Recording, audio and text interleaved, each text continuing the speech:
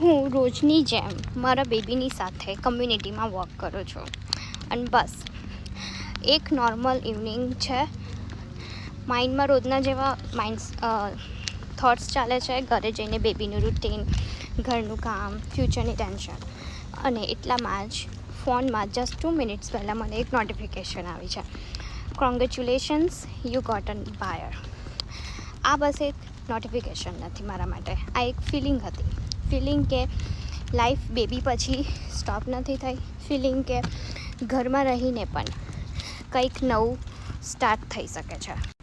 આજે ઘણી બધી વુમનને જોઉં છું જે અંદરથી કંઈક મોટું કરવા માંગે છે, પણ મે બી કોન્ફિડન્સ નથી, ક્યાં તો સ્ટાર્ટિંગ કરવાનું હોય, મે બી સ્ટાર્ટિંગ કરવાનો પોઈન્ટ નથી મળતો. અને ઓનેસ્ટલી હું પણ પહેલાં એક્ઝેક્ટલી આવી જ હતી, બસ ડિફરન્ટ એટલો છે કે એક દિવસ મેં મારો ફર્સ્ટ સ્ટેપ લીધો. હવે જ્યારે પણ આવા નોટિફિકેશન આવે છે ને, ત્યારે મને પૈસા કરતાં પણ વધારે હેપીનેસ આવે છે. કેમ કે હું જાણું છું કે આ એક સ્મોલ બિગિનિંગ છે બિગર ચેન્જની.